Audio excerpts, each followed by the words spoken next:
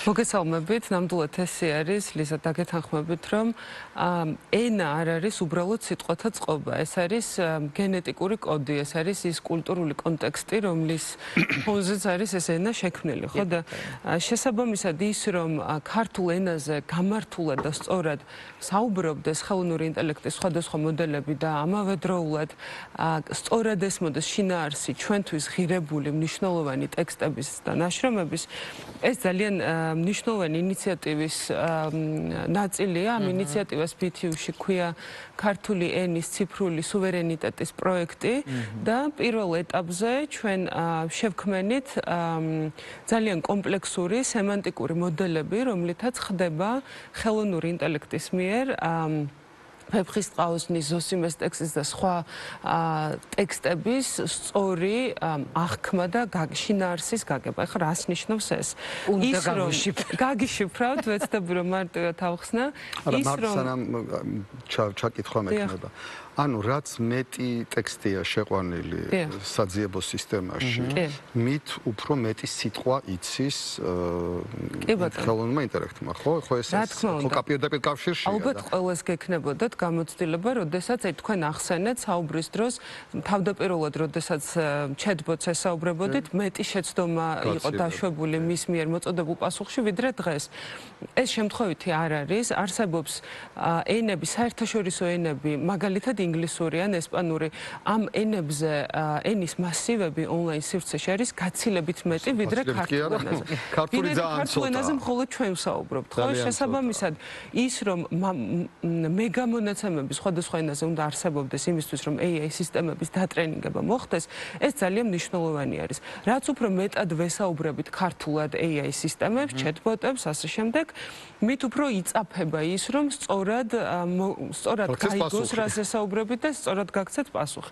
მაგრამ ერთი რაც ძალიან მნიშვნელოვანია და უნდა აღვნიშნო, არის ის, რომ ტექსტის არსებობა ონლაინ სივრცეში, თუნდაც ღია წვდომით, სულაც არ ნიშნავს იმას, რომ ამ ტექსტის შინაარსი ხელოვნური ინტელექტის ცალკეულ სისტემებს ესმით.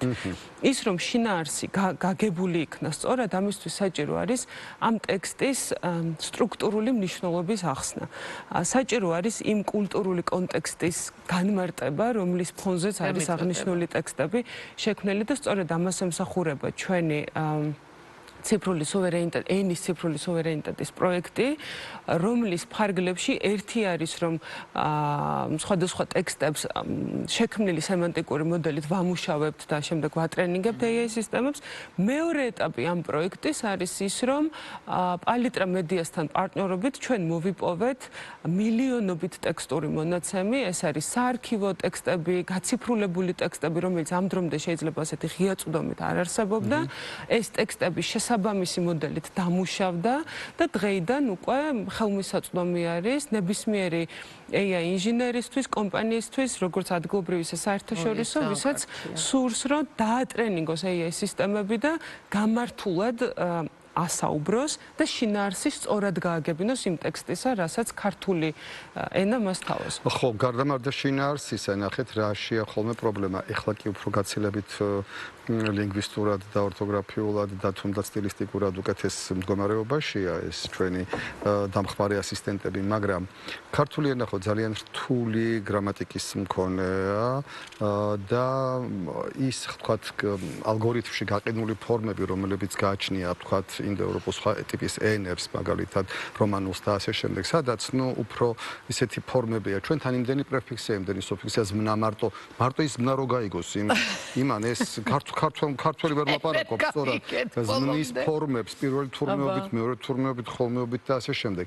ანუ ეს ხო პრაქტიკული ძალიან მარტივად ახლა მაყურებელსაც მინდა რომ ახსნე, იმიტომ რომ ჩვენი თაობა გვიყურებს ძირითადად, რომელთაც ნაკლებად აქვს ახლა ამასთან შეხება და ნაკლებად არის და უბრალოდ ინტერესი კი ძალიან დიდი, ამიტომ ჩვენ ყოველთვის ვცდილობთ ხო ამაზე ვილაპარაკოთ გასაგები ენით. ანუ აქ ლაპარაკი იმაზე, რომ იმას სწორი ქართულით დაიწყოს საუბარი. ხო, ეს არის ძალიან მნიშვნელოვანი, რომ ზმნა ჩასვას დროში, მიმღეობა და ასე შემდეგ, ყველა ის ნორმა დაიცვას, რა ნორმასაც ჩვენ რომ უშვებთ შეცდომას, იმან გამისწოროს და სწორად ასე თქვა ჩვენ. ნამდვილად ასე არის, განსაკუთრებით. რა უნდა ვქნათ ამისთვის? განსაკუთრებული აღნიშვნის საკითხი არის ალბათ ის, რომ ახალი თაობა სკოლის ასაკის მოსწავლეები, ბავშვები ძალიან აქტიურად იყენებენ სხვადასხვა AI chatbot-ებს, არა მხოლოდ მათთვის საჭირო ინფორმაციის მისაღებად, არამედ ვთქვათ მეცადინეობის დროს, რაღაც ახალი ინფორმაციის დამუშავების დროს. ამიტომ ის, რომ chatbot-მა ან ნებისმიერმა AI სისტემამ მათ სწორი, გრამატიკულად გამართული და შინაარსობრივად სწორად დანახული ინფორმაცია მიაწოდოს, ეს ძალიან მნიშვნელოვანი არის და ალბათ დრო არის, რომ საქართველოში ამაზე არსებობდეს ინსტიტუცია, რომელიც სპეციფიკურად ამ მიზნით ახორციელებს პროექტს. ჩვენ ვართ ეს ორგანიზაცია, თუმცა ყავს ძალიან ბევრი პარტნიორი, რომელიც გვეხმარება, რომ აი ეს ენობრივი მასივები, შესაბამისი მოდელით დამუშავებული ენობრივი მასივები განთავსდეს იმ არხებზე, საიდანაც მერე უკვე AI რა მაინტერესებს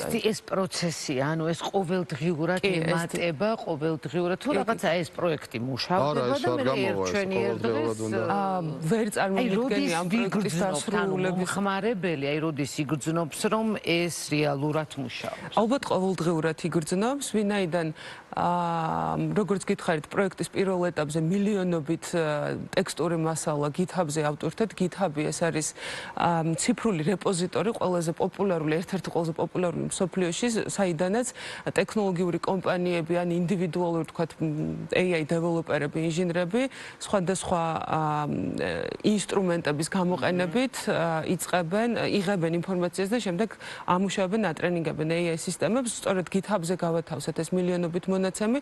ამ ეტაპზე ერთის მხრივ ის ტექსტები, რაც დავამუშავეთ ჩვენით, დამოუკიდებლად და ასევე ის ტექსტები, რომელიც პალიტრამ გაგვიზიარა, მაგრამ ამ ტექსტების მოცულობა შეიძლება გაიზარდოს ნებისმიერ ორგანიზაციასთან პარტნიორობით, ძალიან ბევრი არის დაინტერესებული. ხო, რა თქმა უნდა. რა თქმა უნდა, ის მასალა, რაც კი, ამას ამუშავებენ ჩვენი მკვლევართა ჯგუფი ამუშავებს ამას, რა თქმა უნდა, ეს მასალა უნდა იყოს გამართული, რომ შემდეგ ამითი ტრენინგი AI მოდელების მოხდეს. რატომ ჩათვალეთ, რომ აი აგიოგრაფია უნდა მიგეწოდებინათ, რომ ვეფხისტყაოსანი უნდა. ეს სწორედ იმ კულტურული კონტექსტის გათვალისწინებით, რომელიც საჭირო არის იმისთვის, რომ გაიგოს AI სისტემამ არა მხოლოდ სიტყვის მნიშვნელობა, არამედ მაგალითად ის მეტაფორული მნიშვნელობებიც, რომელიც ქართულ ენაში ბევრი გვხვდება, მაგრამ AI-ს ეს არ ესმის.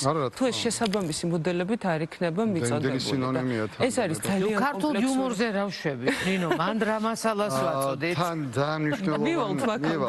დანიშნულოვანია კიდე ერთი ტექსტი, ხო, AI-ს როცა ვამბობთ ჩვენ კიდე მაინც განვატეს ხელოვნურ ინტელექტციას საუბარი ამ შემთხვევაში, ეს მოკლე აბრევიატურა AI.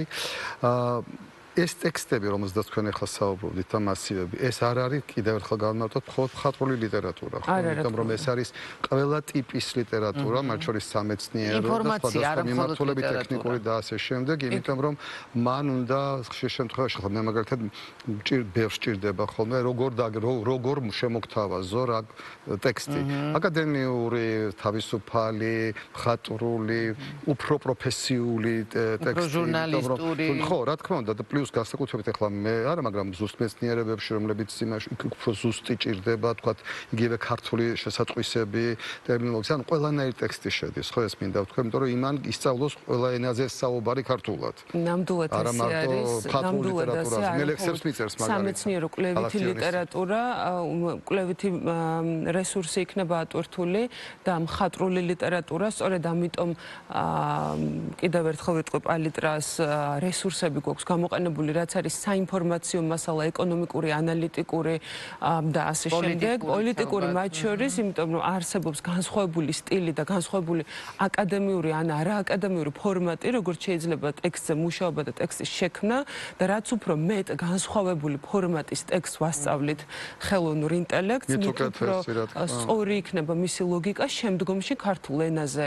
აზროვნების, ქართულ ენაზე ტექსტის დამუშავების და ამის სახელმძღვანელოები პირველ ყოვლისა და ლექსიკონები, იმიტომ რომ ეს არის ძალიან მნიშვნელოვანი კიდევ, იმიტომ რომ მას სწორად დაწეროს, თქვათ, ტექსტი ან სწორად მოგცეს პასუხი და შენ გაგისწოროს. ხშირად ახლა უკვე ფუნქციას იღებს, რომ გაგირედაქტირებ და გეუბნება, რომ ბევრი პუნქტუაცია, რაღაცა სტილისტიკური შეცდომებია, ორთოგრაფიული შეცდომა, ანუ ჩვენი ენა ხო ხესვად ბრძანეთ რომ არის მარტო ჩვენ ვლაპარაკობთ ამ ენაზე, მეტი არავინ ქვეყნიერებაზე და ამიტომ მასივი ჩვენივე შესაყვანია. და მინდა გითხრა რომ უკვე ჩვენი ახალგაზრდა შემდგომი თაობაც კი ჩვენც კი, ჩვენშიც კი შემდეგი თაობა ძალიან ცუდ ქართულად ლაპარაკობს. ანუ ChatGPT-ის პრობლემები ჩვენს ბავშვებსაც აქვთ და ამიტომ ეს არის მნიშვნელოვანი, ნინო რაც აღნიშნა, ეს არის მნიშვნელოვანი, რომ ის ინფორმაცია, რომელსაც მოიძიებენ ჩვენი შვილები და უმეტესწილად ისინი სწორედ იქ არიან და იქიდან იღებენ ყველანაირ ინფორმაციას,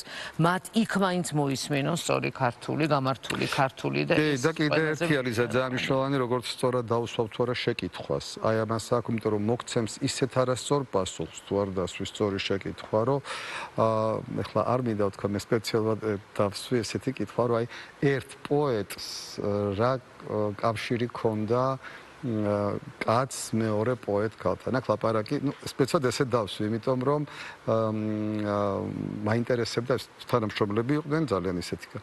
ამან გადაწყვიტა რომ ესენი დააქორწინა შეთხსა ლეგენდა რომ ისე უყვარდა ერთმანეთი კი მე რომ ამან გამოსცა კრებული იმის ქალის სახელწოდებით და საოცრებები დაწერა დაკავშირებით ამ ორი ადამიანს რომელიც იყო ერთი მასწავლებელი მეორე მოწაფე და ინგლისის გამგრძელებელი და ასე შემდეგ მაგრამ მე რო ვთხარი რატომ მავტყუებთ თქვა ასე ბოდიში ხადა თქვა რომ ხო იცი ეს კავშირი მე ჩავთვალე რომ ესე მისი კითხვა მის მაგონება მესხო კავშირი ნიშნავს ქალის და კაცის აუცილებლად რაღაცა ცოლ-ფულს ასიყვარულო კავშირი ხო და გონება აქვს ადამიანს თვილის ხო ამიტომ ბტუს რექტორს ნინო ენუქიძეს ძალიან დიდი მადლობა უნდა უთხრათ არა მხოლოდ მობრძანებისთვის არამედ იმ საქმისთვის რასაც აკეთებთ და ბატონო თქვენზეა დამოკიდებული ჩვენი მომავალი ჩვენი დიდი სიყვარული იმიტომ რომ ეს მართლაც ძალიან მნიშვნელოვანია კიდევ ერთხელ თუნდაც იმისთვის რომ ჩვენმა შვილებმა სწორი ქართული მოისმინონ. ეს არის ალბათ მთავარი, რასაც მიაღწევს ის, რასაც თქვენ აკეთებთ და დიდი მადლობა. ეს თქო მხოლოდ ამაზეა დამოკიდებული და მომავალში კიდევ უფრო მეტად იქნება. ხშირ შემთხვევაში გელაპარაკება ბავშვი და გძნობ, რომ ინგლისურიდან გითარგმნის და ამიტომ იმდენ შეცდომას აკეთებს ამ გამოწვევის საპასუხოდ ვფიქრობ, რომ ნამდვილად ყოველდღიურად შედეგი აი ამ ჩვენი საქმიანობის ნეუნება უნდა აისახოს ყოველდღიურ გამოყენებაში ნებისმიერი AI მოდელის იქნება ეს არასრულწლოვანის მიერ გამოყენება თუ ჩვენს მიერ თუ ვინც არ მათი რო გავხსნი და კარგად დამელაპარაკება დაგლოცავთ ვიტყვი აი ეს არის ნინო ნახე ნინომ როგორ კიდე უფრო კარგად გაზარდა იმას აკეთებს ბავშვს ისე ზრდის ნინო ქართულად ჩვენს ნინო ძალიან დიდ გუნდთან ერთად იმიტომ რომ ამაში მნიშვნელოვანია რომ ყველა ჩაერთოს რა თქმა უნდა ძალიან ხელეწიფება არის ამ იდეის უკან და ნამდვილად ვამაყობთ იმით რომ ამ პროექტს უკვე რაღაც პირველი შედეგები ძალიან დიდი მადლობა ნინო კიდევ ერთხელ მართლაც ძალიან მნიშვნელოვანი საქმეა რასაც თქვენ აკეთებთ